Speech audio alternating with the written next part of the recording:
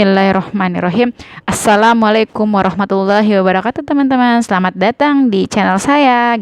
Saya ucapkan terima kasih kepada teman-teman yang mau mengklik video ini dan ingin tahu kisah apa yang ada di dalam buku Syekh Ali Abdi Jaber yang akan saya ceritakan kali ini. Kali ini saya akan menceritakan bab 6.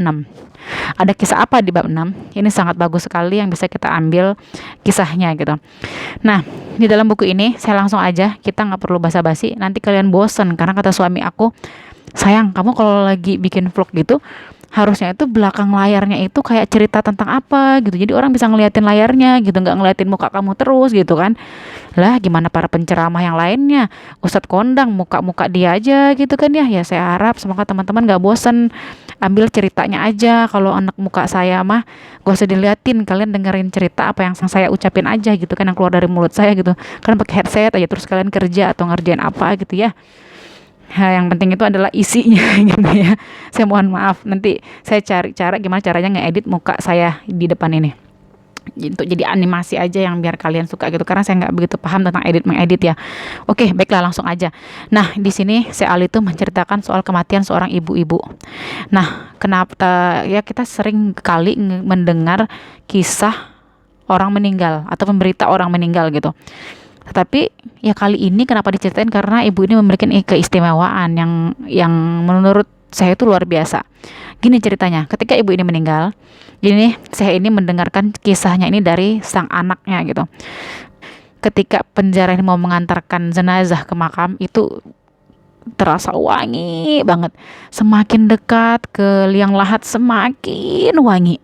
Terus ada yang ngeliat di liang lahatnya itu kayak keluar asap teman-teman, tapi bukan asap kebakaran, bukan asap kebakaran ataupun dibakar juga bukan. Jadi usut punya usut, wanginya itu berasal dari asap itu gitu kan.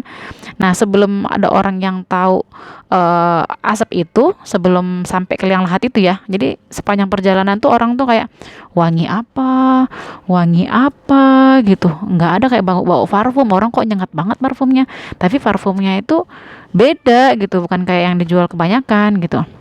Nah, akhirnya yang usut punya usut, ada orang yang ngelihat asap yang tadi saya bilang tadi gitu kan, rupanya dari sini gitu.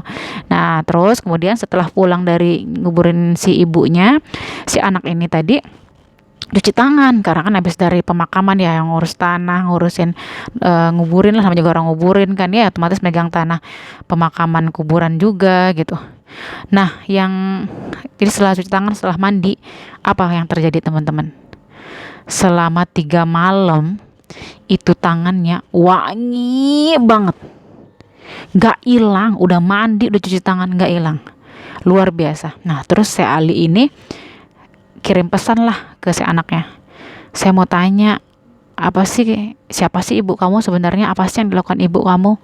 Terus si anak bilang, ibu saya ini orang biasa, bukan orang yang gimana-gimana gitu kan, orang biasa gitu. Tetapi ibu saya ini sebelum tidur, dia tuh selalu ngambil wudu, sholat, dan dia juga suka dan sering banget ngaji Al-Muluk, nggak tinggal, itu rutin.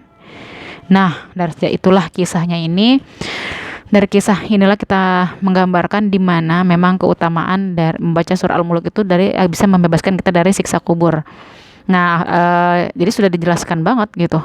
Tabarakalladzi biyadihil mulku wa huwa ala kulli syai'in qadir.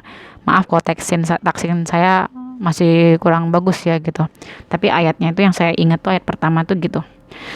Nah kan. Nah, ada suatu kisah juga, suatu malam tuh Syekh Ali biasa sebelum tidur ngambil wudu, sholat witir gitu kan, tidur. Nah, malam itu Syekh Ali lupa baca surat Al-Muluk. Syekh Ali mimpi dia di dalam kuburannya itu gelap, mengerikan, sendirian, mengerikan sekali. Terus tiba-tiba ada muncul cahaya. Nah, cahayanya ini Syekh Ali ketakutan, datang menghampiri. Siapa kamu? Terus cahaya itu mengeluarkan kata-kata, saya adalah surat Al-Muluk yang sering engkau baca gitu, dan aku akan menemanimu di sini. Nah, langsung saya Ali kaget, astagfirullahaladzim, bangun, saya belum membaca Al-Muluk. Nah, saya Ali langsung ngambil air wudhu lagi, langsung baca Al-Muluk, langsung tidur lagi. Nah, di sini tuh saya Ali tuh mau mengajak kita, mengasih tahu lagi ke kita, janganlah kita tidur sebelum membaca surat Al-Muluk.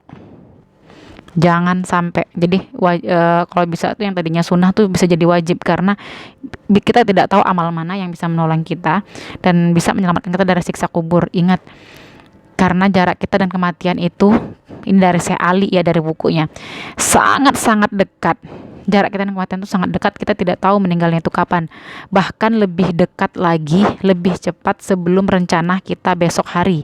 Bahkan lebih cepat lagi sebelum makanan yang di sendok kita itu kesuap masuk ke dalam mulut kita gitu. Kita nggak tahu kapan ajal itu datang gitu, kata Syekh Ali itu begitu gitu.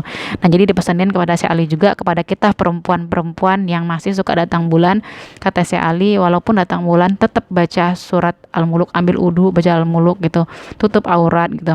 Tetapi jangan sampai tangan itu memegang mushaf Al-Qur'annya gitu. Jadi pakai sarung tangan ataupun ngaji dengan handphone yang dimana itu ada surat Al-Muluknya gitu. Jadi karena kematian, malaikat dan Allah juga tidak mengenal, oh ini si perempuan ini, si fulana ini sedang dalam keadaan suci, sedang dalam keadaan tidak suci, atau sedang datang bulan, sedang lagi ada halangan. Enggak, itu mah enggak mandang begitu-begitu. Pokoknya itu langsung, pokoknya itu namanya ajal tuh udah begitu gitu. Nah, setelah itu karena apa? Sebelum kita tidur, terus ketika kita selesai baca Al-Muluk itu, sebelum kita tidur, kita tuh berdoa, ya Allah, terimalah amal dan ibadahku. Ya Allah, jika Engkau mengambil nyawaku pada saat aku tidur, mohon terima amal dan ibadahku ya Allah. Dikarenakan hamba sudah mengambil udhu, hamba sudah sholat, hamba sudah mengaji, tolong terima ya Allah, karena itulah sudah bentuk usaha kita itu untuk kepada Tuhan kita sang pencipta gitu. Kenapa kita harus ngomong seperti itu, harus berdoa seperti itu? Karena Rasulullah pun yang sudah dijamin masuk surga pun masih berdoanya kayak gitu. Ya Allah, terimalah amal dan ibadahku. Ya Allah, terimalah amal dan ibadahku gitu. Karena apa itu? Karena jika kita menginginkan sesuatu, kita menginginkan surga kan, kita tidak mau api neraka gitu kan ya. Nah, kita harus ngomong gitu, biar Tuhan kita itu mengetahui. Memang kata orang itu, udah lakuin aja ibadah-ibadah, yang menilai itu Allah. Benar teman-teman, benar gitu. Tetapi kita sebagai seorang hamba, kita itu harus meminta gitu, harus ngomong gitu. Sama kayak teman aku nih, si orang HR waktu itu ngasih tahu ada seorang kenalan kita gitu mau tes gitu, interview, dia dikasih tahu gini, kalau seandainya ditanya sama interviewer gitu, si pewawancara, apa yang mau disampaikan gitu, ngomong, saya menginginkan posisi ini, saya berharap saya bisa lulus ini bla bla bla gitu. Jangan nggak ngomong, karena kita udah ngikutin prosesnya dari awal, udah nyiapin CV, udah ikutin tesnya, udah sampai tahap akhir, berarti kan kita menginginkan itu kan, meyakinkan seorang penerima pekerjaan agar bisa menerima kita tuh kan gitu. Nah, gitu juga kita sama Allah gitu. Jadi buat yakin sama Allah gitu, buat yakin dalam diri kita itu bahwa Al-Muluk ini juga bisa menyelamatkan kita dari siksa kubur. Itu pesan dari Syekh Ali Jaber.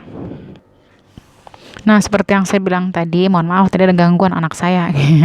Nah, gitu. Jadi kenapa kita harus minta ampunan gitu? Karena biar Allah itu notice ke kita, biar Allah itu perhatian ke kita gitu, bahwa ada hambanya yang minta perhatiin. Jangan sampai kita tuh nggak minta perhatiin. Nah, terus Syekh Ali ini berpesan gitu, jika kalian tidak mau aib kalian dilihat sama orang, malu ketika nanti di akhirat, jangan lakukan. Jangan tulis apapun yang itu, hal-hal yang buruk gitu, karena semuanya itu nanti akan diperlihatkan di layar lebar yang semua makhluk di seluruh dunia ini, manusia ini melihat. Jadi kalau tidak mau malu, jangan lakukan. Jika tidak mau kena dosa, jangan lakukan. Nah, manusia ini kan identik dengan cara kita ini kan, kalau mau ibadah atau apa kan senang banget ya, terkenal baik gitu kan, nggak mau kan kita tuh terkenal jahat, nggak mau gitu. Nah, jika kita ingin juga dimuliakan Allah di hari akhir dan pengen diliatin, ini orang nih manusia yang baik, yang bertakwa, yang mulia, yang beriman, ini nih orangnya, ini nih manusianya gitu, maka itu lakukanlah gitu. Jadi apa yang Allah perintahkan lakukan, yang tidak jangan. Ini juga buat saya, bukan untuk kalian. gitu. Jadi di sini nih saya cuma menyampaikan isi bukunya itu seperti itu. Jadi intinya itu di bab 5 ini adalah keutamaan surat Al-Muluk. Jangan lupa membaca surat Al-Muluk di sebelum tidur, meskipun ini khusus para wanita ya, kalau kalian sedang menstruasi. Nah, wanita yang lagi ada halangannya aja dianjurkan tetap baca, apalagi para lelaki yang gak ada halangannya gitu teman-teman. Nah, semoga di bab 6 ini bisa bermanfaat, dan silakan menonton video saya yang bedah buku saya di bab-bab lainnya gitu. Untuk karena itu, jujur aja saya sebagai YouTuber baru, saya membutuhkan dukungan dari teman-teman sekalian. Mohon bantuannya untuk di-subscribe, like, share, dan komen. Tonton terus video saya ya gitu. Mohon maaf jika dalam penyampaian ini ada kekurangan. Assalamualaikum warahmatullahi wabarakatuh. Wassalamu.